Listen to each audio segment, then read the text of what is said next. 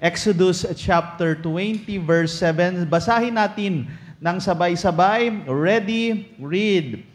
Thou shalt not take the name of the Lord thy God in vain, for the Lord will not hold him guiltless that taketh his name in vain. Tayo po ay manalangin. Panginoon, maraming salamat po sa umagang ito. At salamat sa unang message na aming napakinggan. At ngayon, Lord, additional lang din po ito, tulong sa aming spiritual na pagkain. Kaya tulungan niyo po kami na sa aming pagkain spiritual ay makatas namin ang sustansya na kinakailangan po naming tupdin, gawin sa pang-araw-araw naming buhay.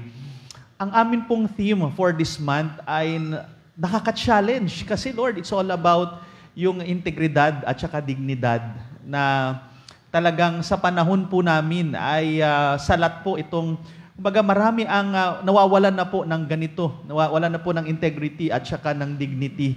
Kaya we ask yung iyo pong tulong na kami po bilang mga anak mo sa Faith Baptist Church ay hindi lang po ito maging theory, maging lesson, kundi ang challenge talaga sa amin ay ma-apply namin ito sa aming buhay. Maraming salamat po sa pangalan ng aming Panginoong Hesukristo. Amen and amen. Kung lalagyan ko po ng pamagat ang aking ibabahagi ngayon ay name bearer, no? Name bearer. Etong Exodus chapter 20 verse 7, kadalasan po ay ginagamit natin ito na itong verse na to ay nagtuturo sa atin na wag nating basta-bastang gamitin yung pangalan ng Diyos. Kagaya niyan, di ba? Merong mura, nagmumura sila, ginagamit yung pangalan ng Diyos. O kaya naman yung iba ay ginagamit nila sa katatawanan ang pangalan ng Diyos. Pero sa oras na to, titignan pa natin o katasin natin yung talatang ito at titignan natin yung isang term na, kumbaga, minsan tayong mga mananampalataya o i-apply talaga natin sa ating mga mananampalataya. Bagaman ito ay Old Testament, pero tignan natin yung application sa atin po bilang mga mananampalataya, bilang mga anak ng Diyos. Tignan natin yung word na take, yan ang gusto kong bigyan ng pansin. Thou shalt not take the name of the Lord thy God in vain. Pag tinignan po natin, ang Hebrew word na ginamit po dito ay yung word na nasa, no, may letter H. It means to lift, sabi diyan, bear up, carry, or take. Merong dalawang verse sa Bible na ginamit po itong word, same Hebrew word, pero ginamit po yung una, tingnan natin in Joshua chapter 4, verse 16. Kung mapapansin nyo po, diyan sa verse na yan, sabi diyan, command the priest that bear the ark of the testimony. Diyan po yung same Hebrew word na ginamit na sa take, doon po sa binasa natin in Exodus chapter 20, verse 7. Next naman po ay tingnan natin dito sa Genesis 45:27, makikita din po natin ang same Hebrew word, pero ang pagkakagamit sa talatang ito, tingnan po natin.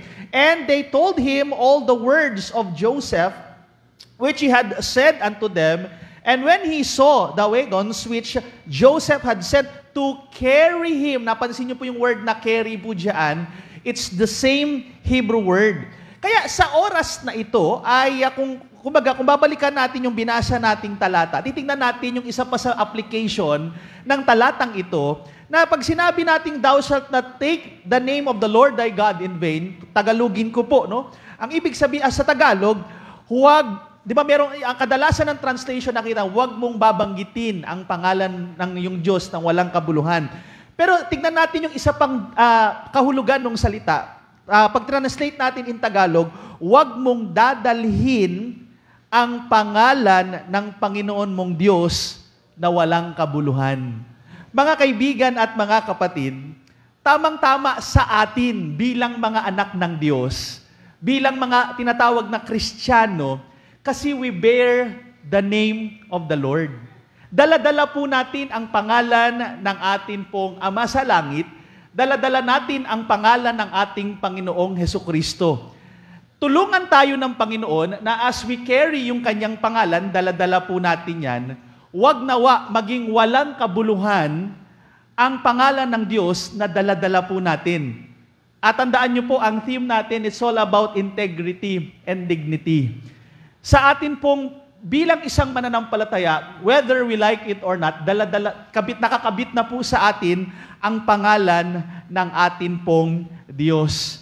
Kaya nga, singit ko lang ng konti. Alam nyo, before, nung merong naging politician na kaapelyedo ko, medyo natuwa ako. Wow, meron na kaming sikat na kaapelyedo, Bilyar. Kaya nga, ito maraming beses na nangyari sa akin to pag pinagtatanong, kamag-anak mo ba si Manny? Depende po sa mood ko. Minsan may sagot ako, napakalayong kamag-anak, sobrang layo, pero hindi niya kami kilala. No? Minsan naman, sabi ko, hindi ko siya kamag-anak. Siguro ngayon, yan na yung madalas kong sasabihin. Hindi ko siya kamag-anak. No? Kasi dahil sa mga hearing na to, lumalabas na po yung apelyedo namin. Medyo kinakabahan ako, baka yung pinsan ko si Mark, mapatawag na po doon. No? Kaya medyo, inaano na ako, kaya medyo iniiwasan ko muna yung apelyedo namin sa ngayon. No? Dahil medyo negative ang higing dating sa mga tao. Pero going back sa atin, yun nga po, bilang mga anak ng Diyos, dala-dala natin ang kanyang pangalan. Kaya nga po, bilang mga anak ng Diyos, we have to be careful kasi nga, meron tayong, sa pang-araw-araw, sabi nga rito, be careful with your power. Sabi nga dyan sa unang lesson po natin. Meron kasi tayong power, authority bilang anak ng Diyos na ipinagkaloob sa atin. Kumbaga, itong authority na ito o itong title na ito, makikita natin yan sa iba't ibang pangalan na ginamit sa atin ng Diyos dito po sa kanyang salita. Next slide nga, Bon. Ayan, tingnan natin. Be careful with your power. Meron kang kapangyarihan, meron akong kapangyarihan bilang anak ng Diyos. Pag sinabi nating power, merong authority na pinagkaloob sa atin ng Panginoon. At titignan po natin ang ilan sa mga common na titles na ibinigay sa atin ng Bible. Na yun nga po, sabi ko kanina, we bear the name of God. Dala-dala na natin ang pangalan niya. Kaya hindi na tayo, kung tutusin, hindi na tayo basta-basta bilang mga anak ng Diyos. Number 1, isa po nga po sa makikita natin na title na ibinigay o authority na pinagkaloob sa atin ng Bible. Number 1, tayo po ay mga sons of God. Anak na po tayo ng Diyos. Sabi nga sa John 1:12, familiar po tayo sa talatang yan, but as many as receive Him, to them gave He power to become the sons of God. Mga kaibigan at mga kapatid, binigyan tayo ng authority ng Diyos na tayo po ay Kanyang anak. Hindi lang niya tayo binigyan ng kaligtasan, binigyan pa niya tayo ng authority na tayo po ay mga anak na ng Diyos. Kaya hindi na ho tayo basta-basta. We are the sons of God. Alisin niyo po muna si Kibuloy. Hindi po tayo appointed son of God. Sons of God through adoption. Dahil nang naligtas po tayo, dati tayong kabilang sa maling pamilya, tayo po ay nasa pamilya ng kadiliman, pero the moment we trusted the Lord Jesus Christ as our Savior, tayo po ay napabilang na born again na po tayo, napabilang na tayo sa pamilya ng Diyos, kaya tayo po ay mga anak na ng Diyos. At bilang mga anak ng Diyos, tandaan nyo, meron na tayong daladalang pangalan, nakakabit sa atin ang pangalan ng Diyos, parang kagaya po ng ating mga biological na mga parents, di po ba? Kung tayo ay nakakagawa, lalo pag sa eskwelahan, naalala ko meron ako napuntahang enhancement, sa mga anak niya, medyo nakaka-pressure kasi yung mga nauna sa kanya, may mga honor. So, ang mga susunod na tanong, kapatid mo pala si ganito. Ano ka rin, matalino ka din. Mga ganong question, mga ganong katanungan. Kaya tayo po minsan, di ba, sa atin din, pag yung mga anak nakakagawa ng hindi maganda, ang nagiging tanong ng tao, kanino ba nagmana yan? Kanino bang anak yan? Di ba? Kasi nga nakakabit na, nakadikit na tayo dun sa pangalan ng ating mga magulang sa lupa. O kaya naman minsan, ang galing ng batang to, anak kasi ni ano yan eh. Di ba? Nakakabit na tayo dun sa pangalan ng ating mga magulang, physically speaking. Ganon din po when it comes to spiritual, nakakabit na po ang pangalan natin sa atin pong Diyos. Pangalawa, makikita natin, ambassadors tayo. Hindi lang tayo anak ng Diyos, ambassador tayo. Bagamat nandito tayo sa lupang ito, pero we represent Christ. Sa panahon natin, wala si Christ physically. Alam natin, nandito siya spiritually. Sabi nga niya, I am with you always. Pero ang nakikita ng tao, hindi po physically si Christ, kundi tayo po. Kaya nga bilang mga mananampalataya, we represent the Lord Jesus Christ. Saan man tayo magpunta, hindi lang po every Sunday, hindi lang po sa ganitong pagtitipon, ang pagiging ambassador natin, araw-araw po yan bilang estudyante, bilang nagtatrabaho sa opisina, bilang nasa komunidad, bilang lolo at lola, nag-aalaga ng kanyang mga apo. Lahat po, saan man tayo magpunta, we represent the Lord Jesus Christ. Hindi lang yan, tinawag pa tayong servants of Christ. Isang dakilang pribilehiyo na sino ba tayo para gamitin ng Panginoon? Pero isa sa mga title na ginamit sa atin, tayo po ay mga servants ng ating Panginoon. Naglilingkod tayo doon po sa ating Diyos ng kataas-taasan. Kaya nga, di ba po, kahit sa ahensya din ng gobyerno minsan, halimbawa, napahilera ka doon sa isang ahensya ng gobyerno, na ikaw halimbawa gumagawa ka ng korupsyon, no? Pag nakagawa ka ng korupsyon at kabilang ka doon sa ahensyang yan, ang magiging tingin na ng tao, ay talagang korap yan kasi doon yan nagtatrabaho eh. Nagiging pangit ang nagiging dating. So tayo po bilang mga servants naglilingkod sa ating Panginoon, ayusin din natin yung ating paglilingkod kasi hindi na natin nire-represent ang ating sarili, we represent our Savior. At hindi lang yan, isa pa sa mga matindi, tinawag pa tayong saints. Wow! Saints pala tayo. Alam nyo, sa dati nating, maaaring karamihan sa atin dito, sa dating relihiyon po ng karamihan sa atin, ay pag tinawag na saint, dumadaan pa po sa mahabang proseso. Meron pa silang tinatawag na canonization. Pero biblically speaking, whether you like it or not, ikaw po ay saint. Parang mas nakakasagwamang tawagin sa Tagalog, Saint. Diba? Saint, no? Parang medyo nakakapangilabot. Pero tandaan nyo, we are saint kasi nilinis na po tayo, niligtas na tayo ng Panginoon. We are sanctified. Positionally speaking, the moment we trusted the Lord Jesus Christ, kaya ang inaasahan sa atin ng Panginoon sa pang-araw-araw na buhay natin, be ye holy for I am holy. Kasi saint, hindi lang yan. Mas matindi yung susunod. Tinawag pa tayong priest. Royal priesthood. Ikaw at ako. Kaya nga sa atin, sa Bible, wala tayong makikita in the New Testament na may mga tinatawag na saserdote.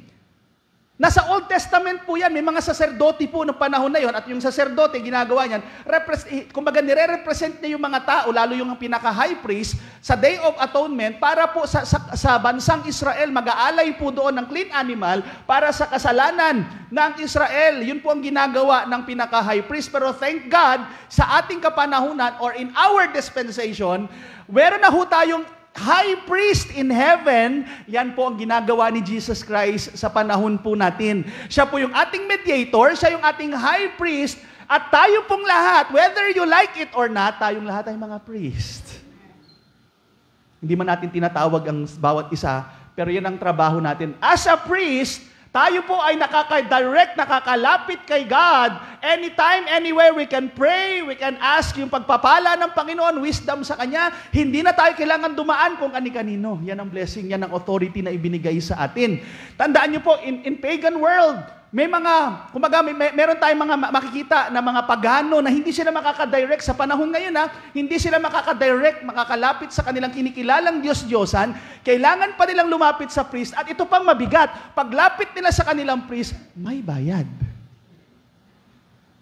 Salamat. Ikaw at ako, makakalapit tayo directly.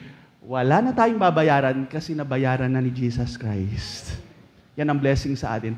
At isa pa dyan, makikita natin in Acts 11. By the way, ilan lamang yan. Marami pa po mga ginamit na mga titles sa atin bilang mga anak ng Diyos. At isa nga po dyan, Christians. In Acts chapter 11 verse 28, doon po sa iglesia sa Antioch, doon po lumitaw yung Christians na yan. At tinawag sila ng mga taga-Antioch. Bakit sila tinawag na Christians? Kasi nga po, mga kaibigan at mga kapatid, nakita sa kanila, sa kanilang mga sa teachings, sa kanila po mga kinikilos, na sila ay sumusunod kay Kristo. Kaya tayo rin po, mga kaibigan at mga kapatid, tayo pong mga anak ng Diyos, tinawag tayo sa mga ganyang pangalan scripturally, tulungan tayo ng Panginoon na hindi lang yan hanggang title, iyan po ay magampanan natin. Makita po sa ating pananalita, sa ating pagkilos, saan man tayo pumupunta, paano tayo makitungo sa ibang tao. Hindi natin pwedeng sabihin, halimbawa, merong mga nakikitang hindi maganda sa atin, sa ating pamumuhay. Hindi natin pwedeng sabihin na, wala akong pakialam, bahala sila sa buhay na. Tandaan nyo, hindi na natin nire-represent ang sarili natin. Kaya nga sabi ni Pablo, di ba, I am crucified with Christ. Nevertheless, I live. Pero hindi na po sa kanyang sarili. But Christ liveth in me. Sabi ni Pablo, hindi ko na nire-represent yung sarili ko. Kaya pag ako'y nasira, ako ay may pangit na patotoo, hindi na yung sarili ko, kundi I represent the Lord Jesus Christ. Kaya yan po ang ating pagiging mga anak ng Diyos. Kaya tandaan nyo po, every time na meron tayong gagawin, lagi nyo pong iisipin na hindi na natin nire-represent yung sarili natin. Pag merong nag-aalok sa atin, tagay, napadaan tayo. Mga barkada natin, tandaan nyo po, pag pinagbigyan mo yung tagay na yan, hindi lang ikaw ang masisira, yung dinadala mong pangalan. Kaya nga alam nyo sa mga hearing, nabanggit ni Pastor Bal, sinusunod ko yun, Pastor Bal, di na ako nanonood ng hearing. Mas gusto ko pang panoorin yung pinapanood ni Yasha na mga kokomelon, mga gano'n na lang para masaya buhay, di ba? Mga pambatang palabas, no? Si princess, printed ganito, si printed ganon. Yung mga ganon na lang mga pinapanood ko para masaya, para ako nasa pantasya. Kasi pag nanonood ako ng hearing, nangihina ako eh. Alam niyo sa mga hearing na yan, mga kapatid, sa totoo lang, hindi ako masyadong nadidisappoint doon sa mga unbeliever na alam ko na nasira, na involved. Hindi ako masyadong kasi inaasahan ko na yan. Inaasahan ko na yung mga unbeliever na yan, na ganito, ma-involved sa mga ganyang kaso, inaasahan ko na yan kasi nga hindi sila mananampalataya. Ang sumasakit sa damdamin ko, ang talagang medyo, kumbaga, napapaiyak yung aking puso, meron tayong mga nakaupo sa pwesto na sinasabi nila, gagawin nilang mission field, ang politiko, gagawin nilang mission field, yung gobyerno, ang nangyari, nakain sila ng sistema. Yun ang nagpapabigat sa damdamin ko. Kasi ang inaakala ko, ano yan, tamang-tama, dati ang promotion natin, kinakailangan may umupo sa gobyerno, gagawin nilang mission field, mawin nila yung mga tao doon. Ang nangyari, baliktad. Imbis na mawin nila yung mga tao doon, sila yung nakain ng sistema. Pastor, wala pang ebidensya. Well, sabihin natin wala pang ebidensya, yun na po yung nakikita ng tao. Nahusgahan na sila. At yun ang mabigat kasi damay tayo doon. May mga nagpipreach, pinapakilala yung pangalan ng Diyos, pero involved sa ganito. Meron nangyaring ganon. Ang sakit sa damdamin nun kasi kahit tayo mananampalataya eh. Binabanggit natin ang pangalang Jesus, binabanggit nila yung pangalang Jesus. Yung iba nga, kasama pa natin sa pangalang Baptist. Pero ang mabigat, pag tinignan mo yung mga comment, ang tawag sa kanila mga impostor, mga bulaang propeta, ang sakit sa damdamin. Kasi alam mo, kapatid mo yung mga yan eh. Pero, yan ang nakaka-challenge. Kaya nga sa ngayon, ang hirap, halimbawa, si JR kakandidato, sabihin natin, iboto nyo si JR, mananampalatayan. Ang hirap kasi ang magiging sagot ng tao, narinig ko na yan. Yung nakaupo doon, sinasabi rin, mananampalataya siya. Ang hirap, JR, kaya ayusin mo JR ha, pag-asa ka na ng bayan. No, kumbaga, bari ikaw papalit kay Vico Soto, kaya ayusin mo, JR. Kaya mga kapatid, ang hirap i-promote niya. Tandaan nyo, dala-dala natin ang pangalan ng Diyos. Lalo kami nagpipreach, sabi, yan, nagpipreach yan. Kita mo, laki ng mga involved sa kanyang, ang sakit sa damdamin. Kaya mga kapatid, talagang pag-pray natin, parang ang nagiging dating sa tao, wala na yung Bible na yan. Wala na yung wala na yung Baptist. Ganun ang nagiging dating sa tao. Kaya nga, ingat tayo sa anong integridad na meron tayo, anong dignidad na meron tayo. Kasi dala-dala natin ang pangalan ng Panginoon. Number 2, mag-ingat po, ito pa nga pala, yan, kagaya niyan. Lalo sa amin, may mga binigay na title sa Bible. Binigyan ng title na pastor, bishop, elder. Sa totoo lang, madaling maging pastor. Ang hirap magpakapastor. Kasi bilang pastor, hanggat maaari hindi ka pwedeng magkamali. Di ba? Hindi namin pwedeng sabihin, ako pastor, touch not the Lord's anointed.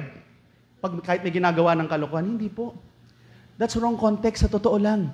Pag ginamit mo yung touch not the Lord's anointed, sa mga nakakaintindi ng Bible, nakakahiya yan. Alam niyo kung bakit? Ang anointed in the New Testament, hindi yan tumutukoy sa mga, by the way, wala nang propeta ngayon. Kasi doon sa Old Testament, ang ina-anoint, may king, may priest, may propeta. Pero sa New Testament, ang anointed, believers. Kasi we have the Holy Spirit, yan na yung pinaka-anointing po natin. Kaya lahat tayo, pag sinabi nating touch not the Lord's anointing, kung i-apply natin sa ating panahon, lahat ng believers kasi we have the Holy Spirit. Kaya madaling maging pastor, pag sinabi mo madaling tawaging pastor, ang pastor, ikaw ay nag-aalaga ng tupa. By the way, pag sinabing pastor, hindi yan yung ikaw yung pinaka-shepherd. Under-shepherd kami. Kasi ang great shepherd natin is the Lord Jesus Christ. Kaya ang ipapakain namin, o papakain ng mga pastors, preachers, is the Word of God, it's the Word of Christ, hindi namin salita. Kasi hindi namin kayo tagasunod, mga tagasunod kayo ni Kristo.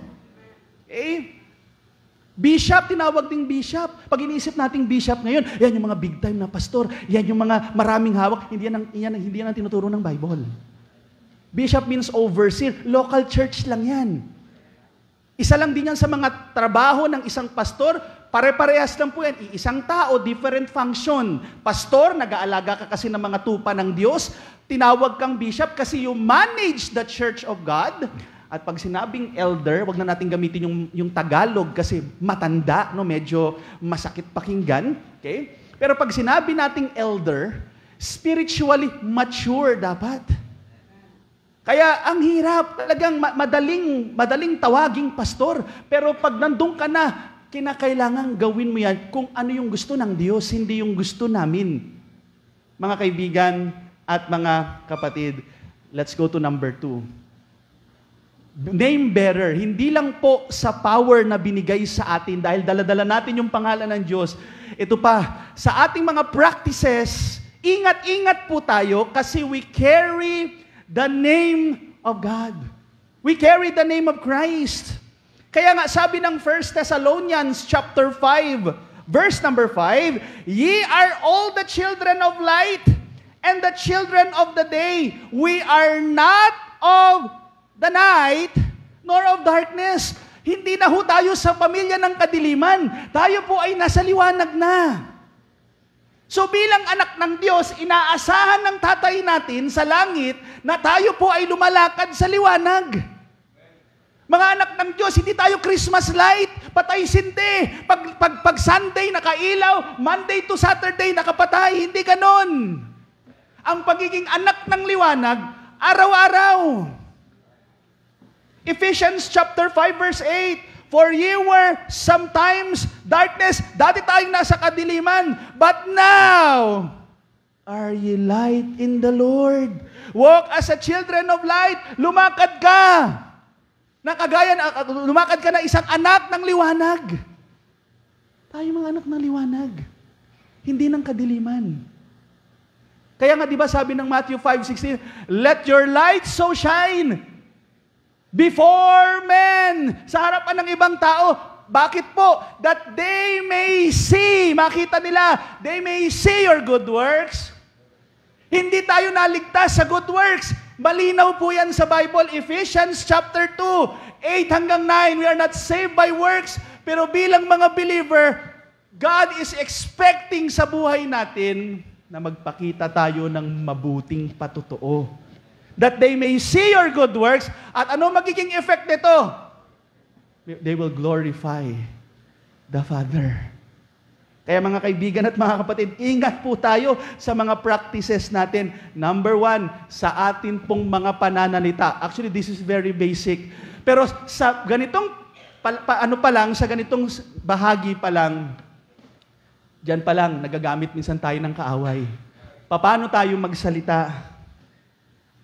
Speaking.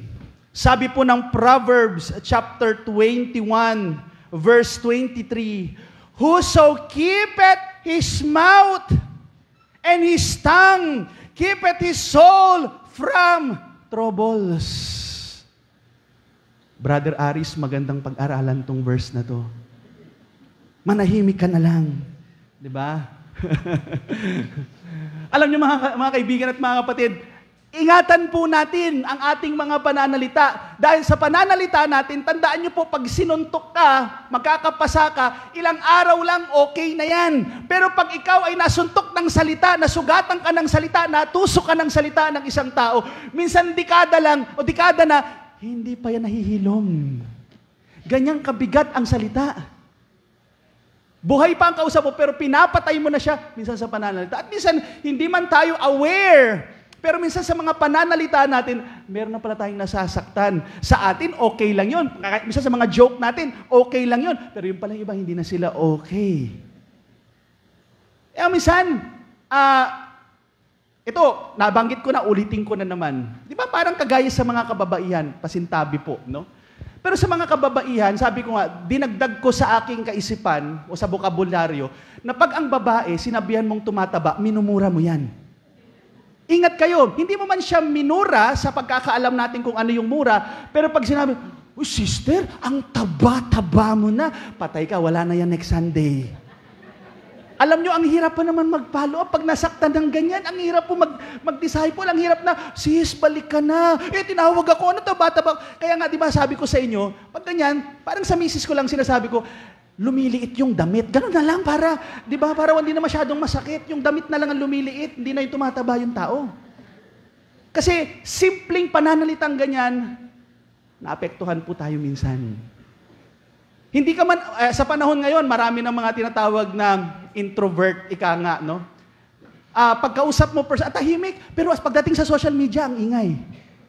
Parang ganyan lang din yan. Hindi ka man nagsasalita sa harap-harapan, pero minsan pag maingay ka sa social media, post ka ng post, you have to be careful. Maraming nakatingin sa mga postings mo. At sa mga post mo na yan, pag ang galing-galing mong makipag-away, ang galing-galing mong makipag-argument, pero kung nasisira naman si Kristo sa argument na ginagamit mo, manahimik ka na lang. Mga kaibigan at mga kapatid, tinawag tayo ng Panginoon to win. Hindi to win souls, not to win arguments.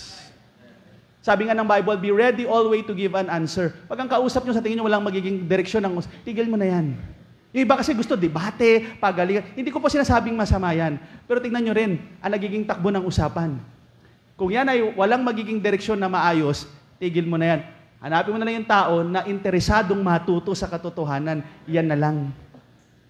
Kaya nga sabi ng James chapter 1 verse 26, "If any man among you seem to be religious," pero anong sabi dyan? But bridleth not his tongue, hindi napipigilan ng bibig.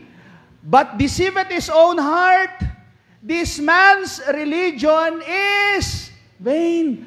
Tandaan niyo po, ang book of James is a very practical book.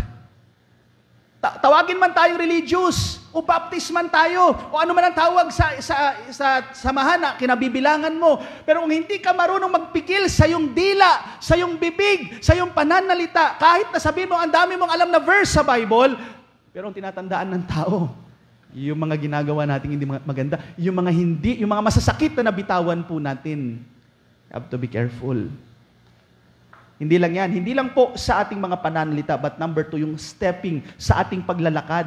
Hindi lang speaking, but stepping. Sabi nga ng Bible, in Psalm 37 verse 23, "The steps of a good man are ordered by the Lord." Amen. "And He delighteth in His way." In His ways, or in His way. Makikita natin dito, ang tamang lakad. Ito po ay nanggagaling kay God. Kaya nga it's very important for us na malaman yung Bible kasi nasa Bible, ano yung mga tamang steps, ano yung mga tamang paglalakad, ano yung tamang pamumuhay, ano yung tamang direksyon ng buhay po natin. That is ordered by the Lord. We have to follow it. Pero sabi nga ng Proverbs 14 verse 12, "There is a way which seemeth right unto a man, but the end thereof are the ways of death." We have to be careful sa mga lakad po natin, mga kapatid. Bakit po? Pag yung lakad na yan, na iniisip mo yung sa standard mo lang na parang, "Ay, ito, tama to," sa isip mo. Pero tandaan mo, mayroong mga akala mong it's okay, pero we have to check kung ano yung tinuturo ng Bible. Kasi nga, mayroong way that seemeth right unto a man, pero anong dulo nito? Dulo nito, kapahamakan. Ingat tayo sa mga nilalakaran, pinupuntahan natin. May kantang pambata, "Oh, be careful little feet where you go." Kahit kantang pambata yan, may tinuturo yan sa atin na tayong mga anak ng Diyos, ano ang nagiging direksyon ng atin pong buhay. Kaya nga, ilagay natin sa religious side, mga kapatid. In the Old Testament, tignan natin yung Hosea chapter 4, verse 9.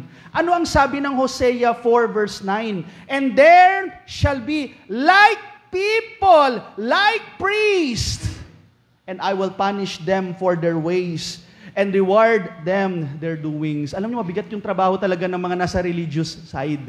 Bakit? Kasi meron kaming influence sa tao. At ang sabi dito, like people, like priest. Sa mga nangyayari sa atin, alam nyo mga kapatid, nangyayari sa gobyerno natin, sa paligid natin, whether you like it or not, may kinalaman dyan ang religious side. Diba? Banat tayo ng banat. O mga ano natin, yung mga government officials natin, mga corrupt, bla bla bla, mga contractor corrupt. Pero tandaan nyo po, kaya nagiging corrupt, malaki ang factor niyan kasi sa religious side, grabe din ang corruption. Tandaan nyo po yan. Grabe din ang corruption. Minsan makatira yung mga nasa religious side, pero grabe rin yung nangyayaring corruption. Kaya nga naalala ko noon, meron tayong kapananampalataya, inuusig sila ng ano ba yung America na meron silang children's home, 'di ba? Anong government agency 'yon? Yung DSWD. Sabi ko, iniimbestiga samantalang merong matatagal na ng mga children's o mga bahay ampunan, hindi nila pinapakialaman kasi yun po yung mga sikat na religion dito sa bansa natin. Pero grabe din ang corruption diyan. Okay? Kaya nga dito makikita natin like people, like priests. Bakit corrupt? Yung mga tandaan nyo po, karamihan ng mga na-involve sa corruption niya, may kinabibilangan na reliyon. Kasi mismong nasa religious side, kahit noon pa, kaya nga bigat ng corruption ng bansa natin, kasi yung mga naunang mga relihiyon na nakarating sa atin dito, grabe yung corruption na tinuro sa atin. Tuloy na po yan. Kaya nga makikita natin, sabi pa ni Jeremiah, at panahon to ni Jeremiah, for the pastors are become brutish sa 10:21. Naging hangal, naging tampalasan, and have not sought the Lord. Nung panahon ni Jeremiah, tandaan niyo po, iba yung sinasabi ni Jeremiah, iba yung sinasabi ng mga propeta, no, ng mga leaders ng kanilang panahon. Kasi yung pagkakagamit ng word na pastors dito, hindi ito yung local church. Wala pa pong local church nung panahon na yan, Old Testament.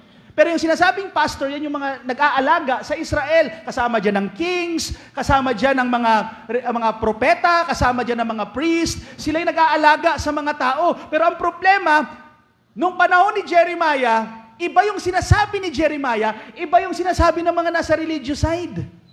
Si Jeremiah, yung message niya from the Lord. Pero yung karamihan ng mga propeta na nagpapakilala nung panahon niya, iba yung sinasabing message. Of course, hindi galing kay God yun.